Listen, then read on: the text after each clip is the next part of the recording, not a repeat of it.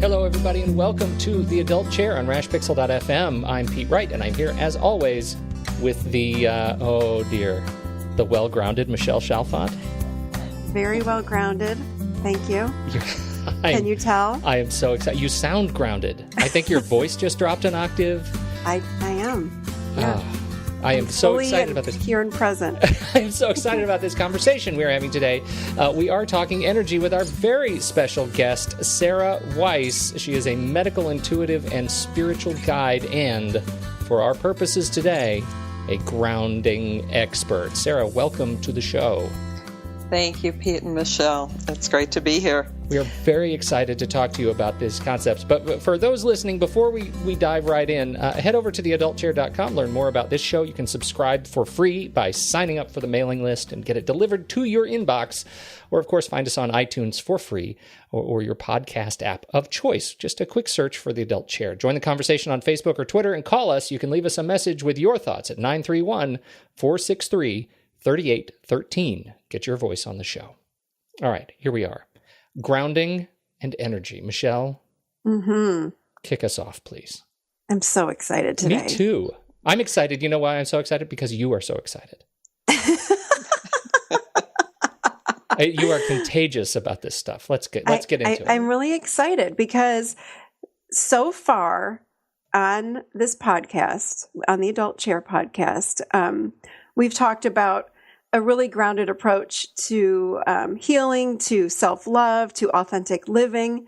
And I believe in all of it, but I'm very holistic in my approach. And I just feel like Sarah Weiss today is the bridge for now kind of leading us into some more energy-based topics of living holistically and authentically and self-love and that kind of thing. So I am thrilled to have Sarah with us today.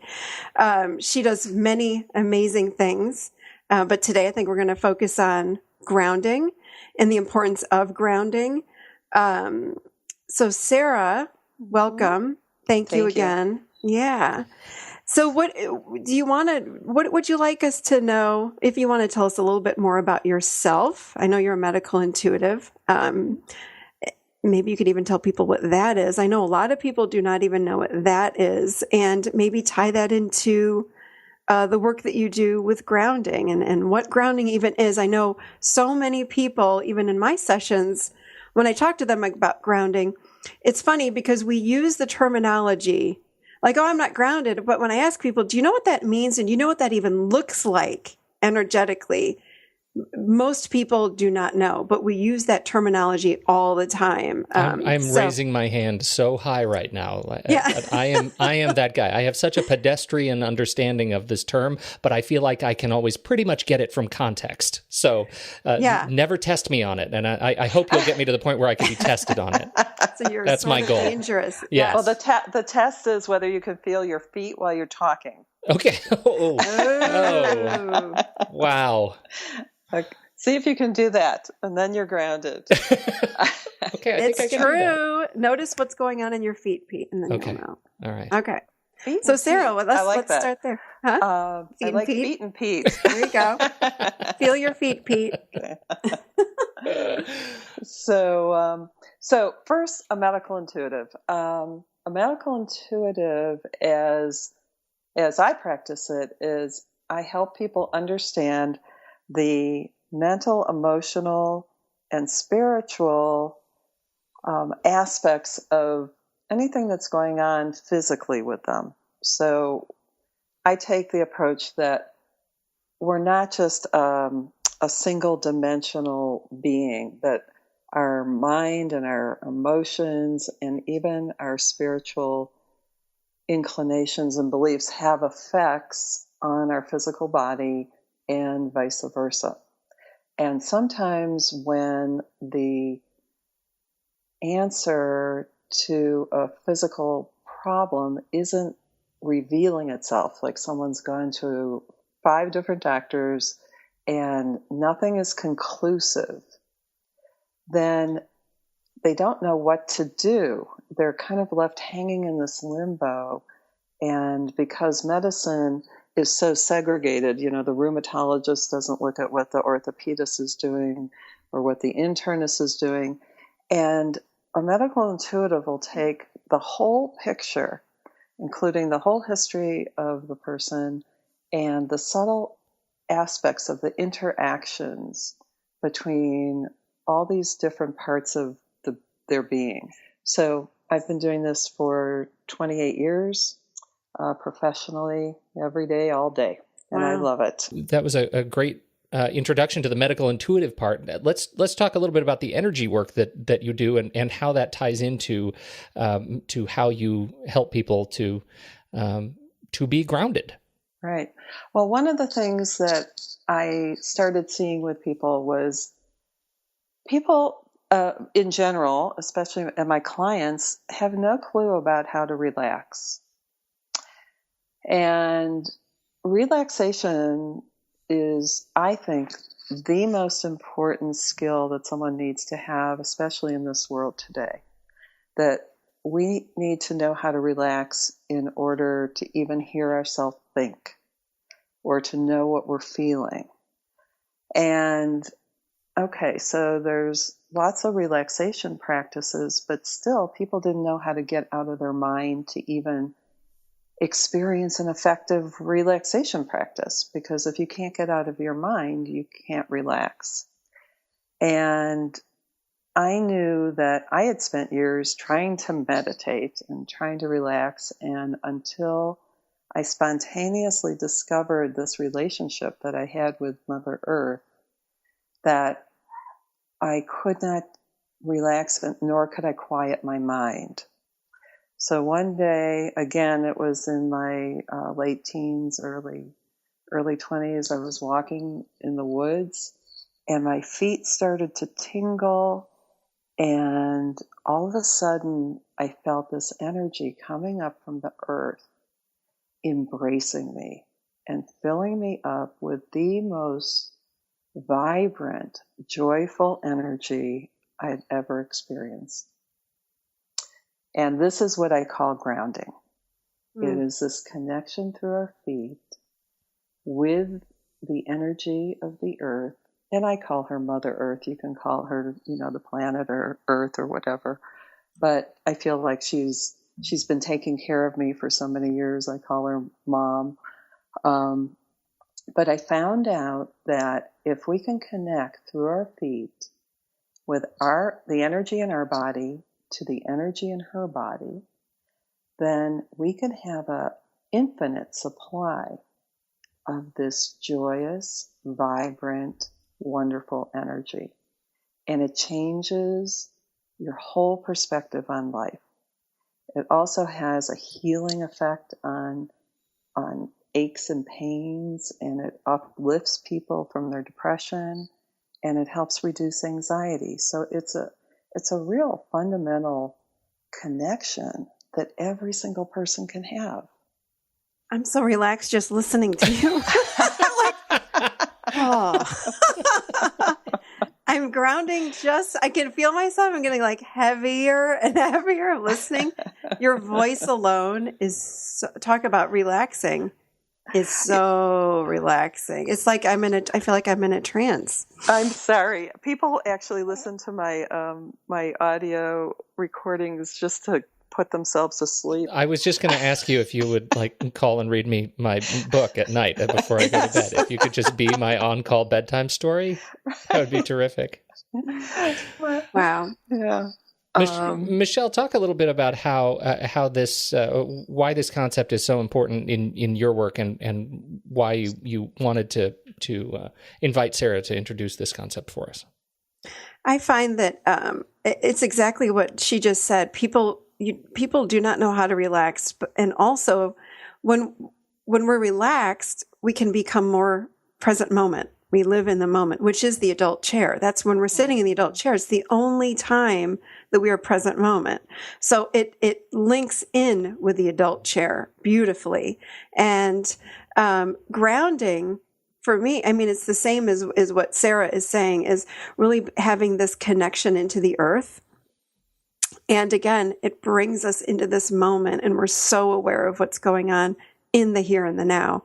So people come in and they're, oh my God, and I don't know what to do. And you can feel their energy. It gets all scattered and it's bouncing around the room. And we just stop and we slow down and we do some breathing, deep breathing, and we bring them back into the moment, and they can slide into that adult chair or the higher aspect of who they are. And all of a sudden the world starts to make sense. But it's like she said, we have to relax in order to get there. And this grounding helps us to relax, or vice versa. I don't even know what comes first. I think it's what comes first, Sarah, the relaxing or the grounding, or both at the same time. I think it's part of a holistic event. It doesn't matter which comes first. That sort of gets to my big question, which is, here I am in Portland, and I want to understand how to better channel my energy toward, relaxing more proficiently and developing this sort of experience of becoming more grounded. How do you, could you walk us through, for those listening, steps they might take to ground themselves? What do you do to lead them through this path? Sure, we can do that. And before we do that, Michelle, I just want to say I love your adult chair work. We can't have enough adults in this world. Exactly. The healthy ones, the healthy, connected ones. Them. So I think you're doing terrific work. Thank you. So grounding is really pretty easy. And one of the reasons I like it is because the only tool you need is your body and the earth. And those two things are always with you. So you don't have to be carrying anything extra. You don't have to buy anything. You just have to be with yourself and the earth. So the way we start is by sitting in a real comfy chair with your feet flat on the ground. You don't have to be in a stiff, upright, meditative posture, just a real comfy kind of posture. And with your feet on the ground, and you take a few moments to settle in, bring all your energy back to you, bring your attention back to your physical body, just like Michelle would do with her adult chair clients. And you breathe all the way down to your feet and all the way back up to your head. And the reason we do that is because most Westerners are pretty much spinning around above their heads, or at least around the top of their heads, and have forgotten that they have this whole part of their body below the diaphragm. We pretty much live in the upper parts of our body. And so the very first thing we want to do is feel ourselves sinking down into our body, inch by inch sometimes. If you can drop all the way down to your seat. Feel your seat on the chair. Take a moment to feel it. Now, there's a big difference between thinking and feeling, and this is the key to grounding. You can think about your seat, and it feels like you're up on top of your head, looking down to your seat on the chair. Or you can feel yourself in your seat. That is the key. There you go. You just drop down. I can feel it. So when you get to the embodying part of this practice, you've shifted from thinking to feeling. It's a felt sense. Very physical, but also very comfortable. So once we feel our seat, then we invite the rest of our body to relax. Let the thighs relax, the lower back relax. And it's amazing how tight most people's lower backs are. So if you're sitting comfortably and you feel yourself squeezing your legs together, just let them spread open, let the knees spread apart. It's not very ladylike, but it's very comfortable. And then we bring our awareness dropping down into the thighs, past the knees, and we come to the calf muscles. The calf muscles are the most surprising and interesting part of our body. The calf muscles are a great barometer for the level of tension we have in our body. And once we're inside those calf muscles with our attention, usually we can feel that one's a little tighter, one's a little higher, one's a little harder. We get a felt sense of what the left calf muscle feels like and what the right calf muscle feels like. So usually one's a little tighter, a little higher, a little darker. Depends on our intuitive sensing of this. But this is the first time when we go through the grounding that people can actually have an intuitive vision where they do an energy read of the calf muscles. So if you're sensing a calf muscle is the left one's darker and the right one's lighter, you're actually reading the energy. And so we have activated the intuition, and we're bringing a more expanded consciousness to our experience now. Then once we invite the calf muscles to open up and balance out, which we spend a little time there, then we come down to the feet. And on the sole of each foot, right under the arch, is an energy center. And the same way you know where the center of your palm is, every single person can point directly to the center of their palm. You know exactly where the center of the sole, that energy center, is on the sole of each foot. Right in the middle of the arch, you'll find naturally a point, just like the center of your palm. And you find it on your right foot, and then you find it on your left foot.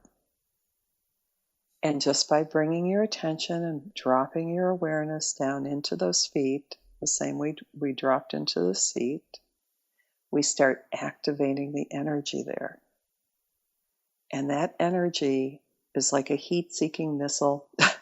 It will go straight down into the earth and root, just like a taproot. Or you'll feel like a tree that has these very strong roots deep down into the earth.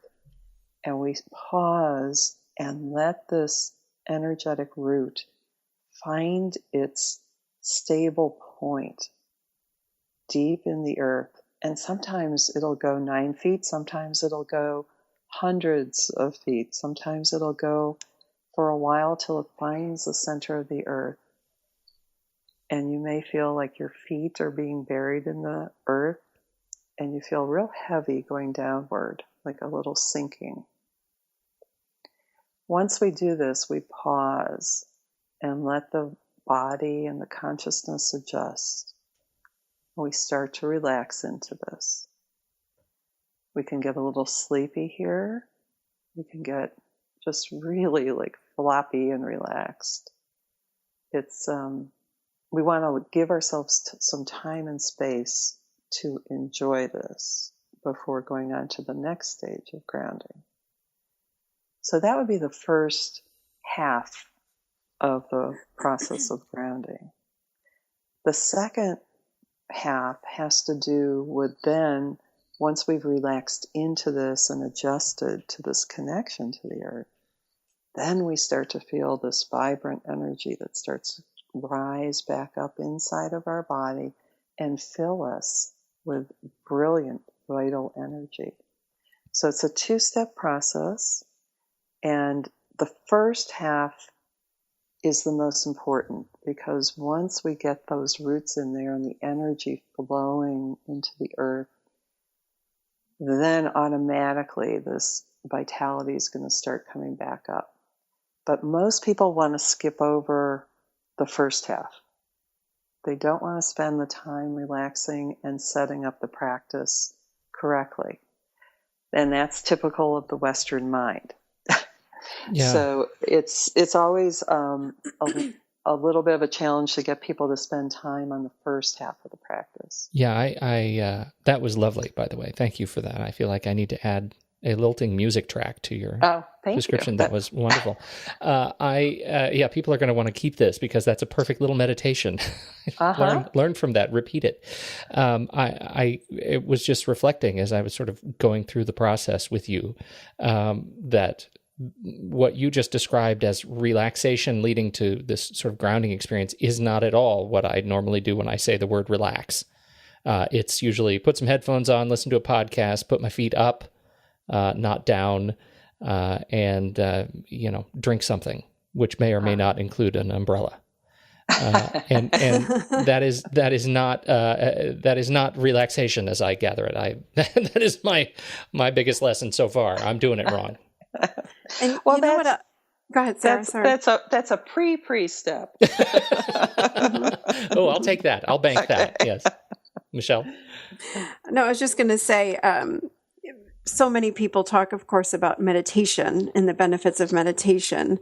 And they also speak about, well, it's too hard for me. I can't keep my mind clear, which there are many meditations where we're not supposed to keep our mind clear. We're just supposed to let the thoughts go. But I think that this is a beautiful way to accomplish the same thing, which is a meditation. And Sarah, you have how many recorded meditations or grounding or recordings, we'll just call them, on your website? I mean, you have how many?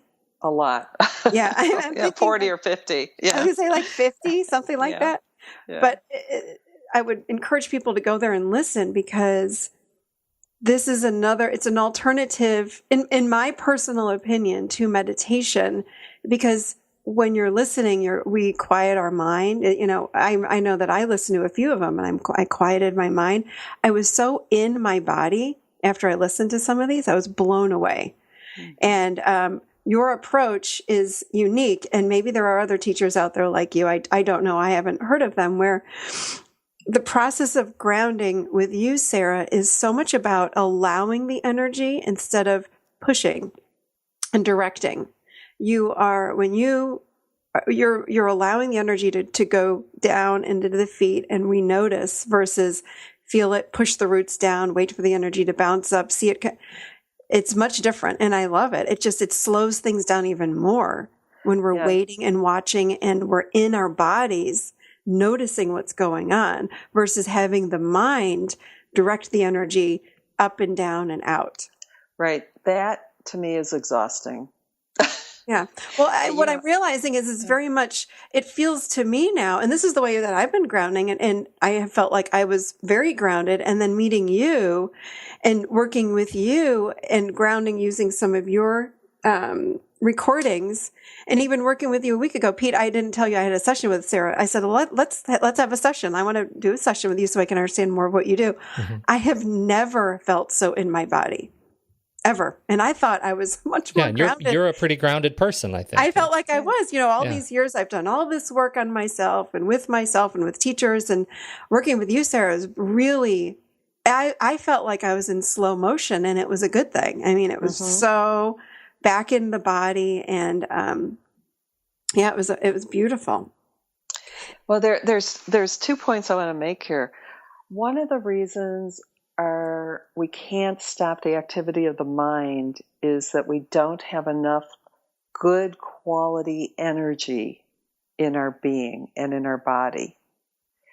Actually, an active mind is a function of a low energy state. Really? I did not know that. Yeah, even when your mind feels frantic, it's actually a low energy state. Wow. So explain that. I want to learn this. Explain this more to me. Okay. So it's kind of like when, let's say, a tape player or some kind of audio recording starts wobbling, and you don't get a good, you hear the ups and downs of the voice. It's not clear. It's because there's not enough energy running the audio player. It's like you need really healthy energy to calm a mind. Your mind will naturally calm if you're really feeling good and healthy and strong. There's a correlation there. And so when we ground and we get this beautiful energy coming up from Mother Earth, it fills us to the point where we actually have this high quality energy in us, and then our mind just naturally falls into its right rhythm and balance with the rest of our body. And then we start feeling integrated rather than separated. The other point I wanted to make is we as Westerners walk around forgetting that we're in connection to this planet. I mean, the main thing that holds us onto this earth is gravity, which is Mother Earth's energy. You know, it's magnetism and electromagnetism that keeps us here. And so what we're feeling when we're grounding is actually gravity. Mm. We're really feeling this energy, which scientists have a very difficult time actually understanding gravity. It's still one of the mysteries of science. And gravity, if you think about it, is what causes things to grow. Everything about Mother Earth, the spin of the earth, which creates the gravity, is part of our organic life force. I mean, that's where the original life force of the planet comes from. And the beauty of planet Earth is that we're so fertile. Mm-hmm. And so we are connecting with the same energy that grows a tree, that grows a beautiful flower, that grows the beautiful grass and creates everything organic that's living. And that's what we're connecting to when we're grounding. So we're basically being grown by Mother Earth in a beautiful way. So that was the other point I wanted to make. Yeah. What percent of the population, or is it mostly just us over here in the West? I mean, how grounded really are we in this day and age? I would say because the Western world has spread everywhere, it's no longer just Western. People have gotten very ungrounded. I mean, this has been going on for a couple thousand years, actually, as the separation of mind and body has come to an extreme point. If you look at the indigenous populations, they're very connected to the earth. They do ceremony with the earth to maintain right relationship and balance and to make sure that they're being sourced by the earth. These are the people that are being called superstitious and ignorant and things like that, when in reality there's great wisdom in the balance that they're trying to maintain. And I'm not saying to throw the baby out with the bathwater. I'm just saying include this aspect of our being along with the genius that we've brought out through our expression of the mind. And then we can enjoy it rather than running around in anxious, crazy states. Confusion. It creates a lot of confusion. I was going to ask you, I know what some of the benefits of grounding are, but you're working with people as a medical intuitive, also teaching them, I know how to ground. Mm-hmm. When people ground, what are the benefits, physically speaking, emotionally speaking, mentally speaking? Okay. So if, a lot of us have kind of aches and pains, just your general aches and pains. The minute you ground, those go away. And how does that happen? Tell us how that happens. It's a combination of relaxing, of knowing that you're being held and stabilized by an energy that is infinite. One of the reasons that we're anxious or depressed is because we feel like we can't depend on anything or anyone, and that there's no one's got our back in a certain way, kind of an existential kind of crisis in our being that's in the subconscious. When we connect with the earth, it's truly an infinite amount of energy. I mean, we're here, the earth is going to be here longer than we are. Mm-hmm. And that translates to a feeling of being supported, a very, very strong feeling of being supported. And your body feels that support, and it's willing to let go of the tension, willing to fill up with this energy.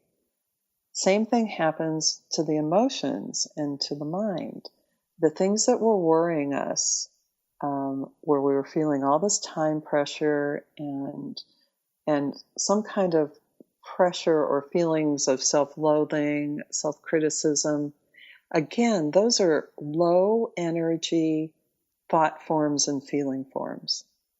So when we can fill up with this beautiful energy, that self-loathing, which happens to be rampant in our world, Mm-hmm. that disappears.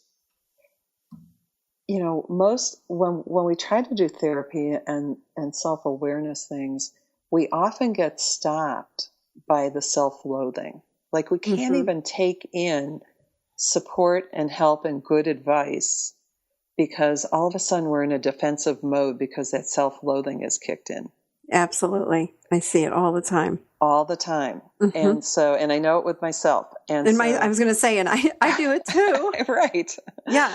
And so if I'm filled up with that energy, that particular big, huge block starts to dissolve, and I can actually hear my own good counsel, and I can actually take in counsel from other people, which then helps me.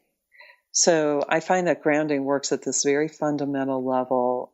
You might call it the subconscious, but physically it's very palpable how much better you feel when you're grounding. I mean, when I was a mother with 2 little kids and exhausted all the time, I don't know what I would have done without this. I mean, it replenished me every single day.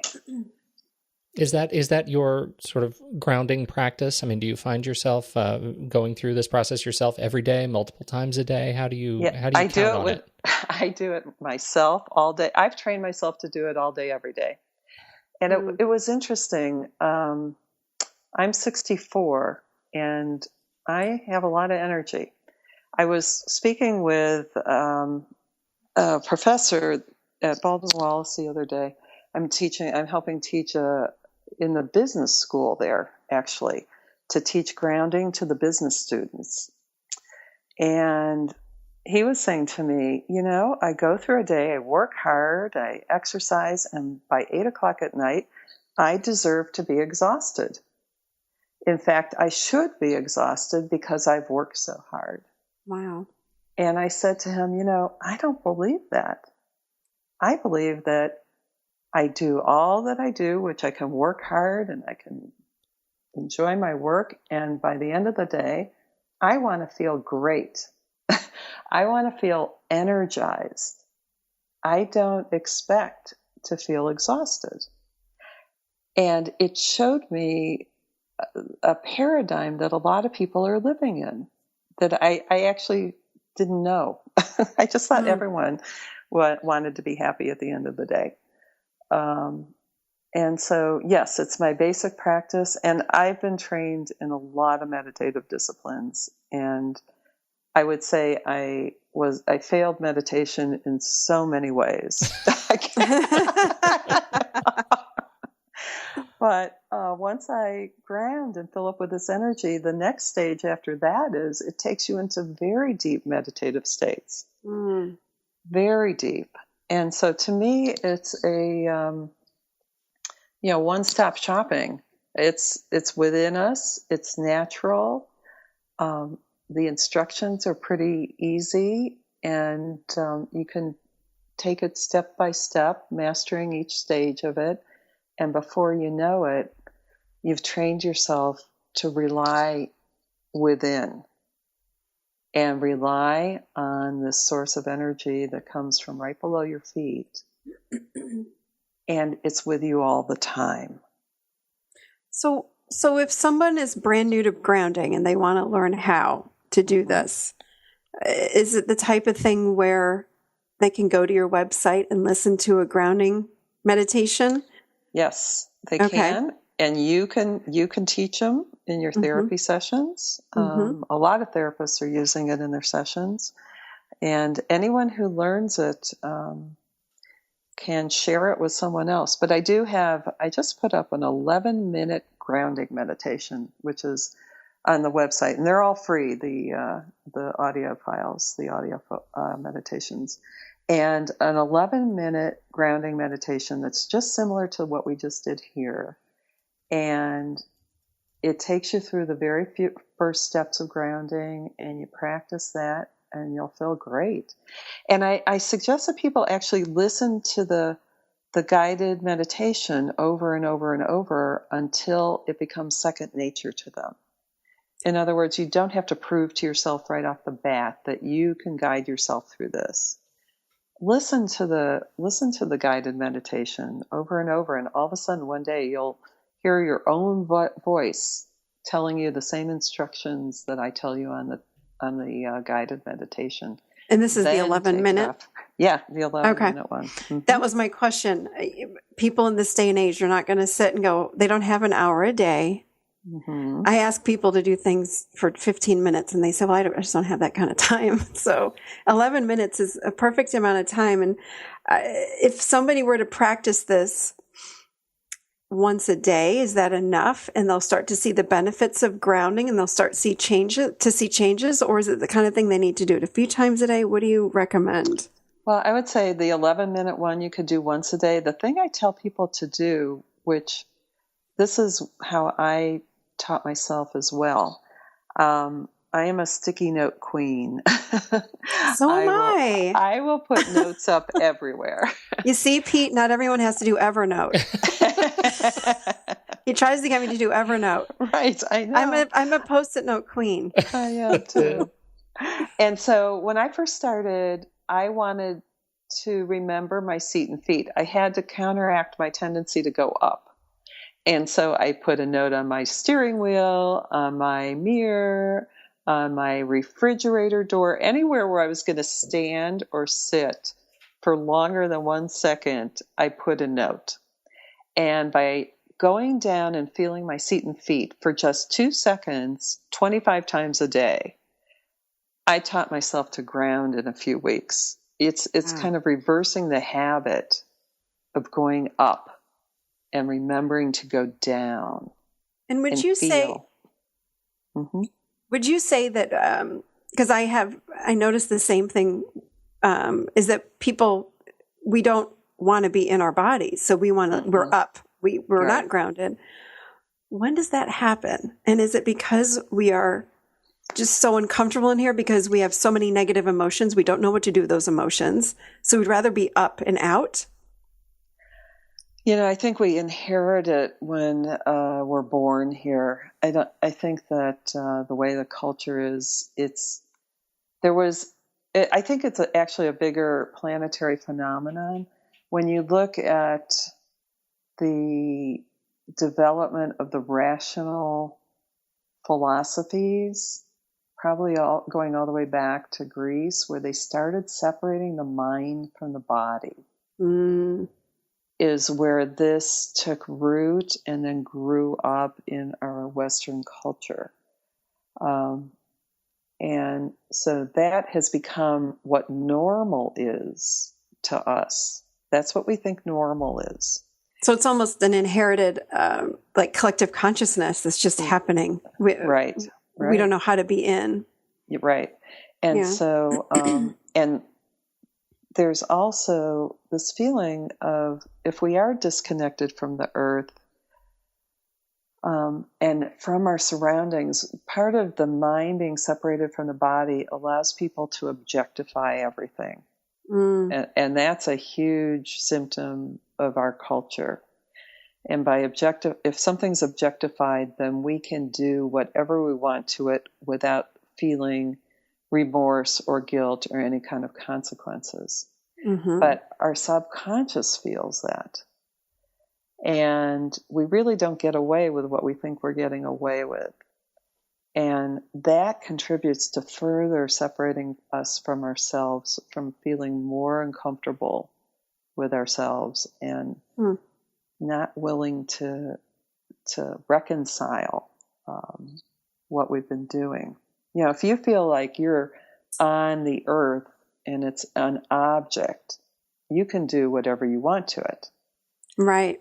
But if you feel connected to the earth and feel a love for it, then you're not going to treat it as an object, and you won't treat other people or plants or animals as objects either. You know, this gets right back to a lesson we have been talking about the last couple of weeks, which is this idea of even objectifying your own body, right? If you're connected to it, you won't treat it like an object. You will love it and be kind to it. Yes. That is profound, Pete. Well, thank you. I feel like that was earned wisdom right there. It was. Thank you for reclaiming it. I'm so afraid of the kids of today with the technology, and they can't put it down. You know, not even kids. I mean, adults too. There isn't a separation from technology, and I realize, even looking at my own 2 teenage sons, they go from the phone to the laptop to the iPad to it's like, put it down. And it's completely the opposite of grounding. And we will take their stuff from them. And I realize that it's just such a different day and age. What is your thought on that with grounding? I mean, what we have now from internet technology and Facebook, you know, all of the technology takes us away from grounding. So I'm thinking we have to be a lot more mindful of grounding every single day. But our world is going in the opposite direction. Yeah, you agree with that? We are in an amazing transitional state here.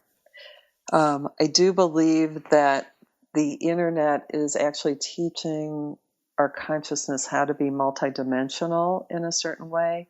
So, for instance, our consciousness, if it's free and open, can learn to go to the heart, which is where all the wisdom in our body is and in our being, and access it like you would access the internet. So there's a certain model that's going on with the internet and these devices. We're also learning that, with phones and FaceTime and things like this, that we actually have the intuitive ability to communicate as quickly mind to mind as we do with these quick texts and Twitters and all this kind of stuff. So there's a certain teaching, a modeling that's going on with the technology that I actually think eventually is going to lead us to open up our more intuitive skills. Like the next thing that's going to happen with virtual reality and things like that is ultimately going to show us that we don't need any of these machines, that our consciousness can do every single thing that one of these machines is doing. Wow. So we are on the way to that, and we haven't gotten there yet.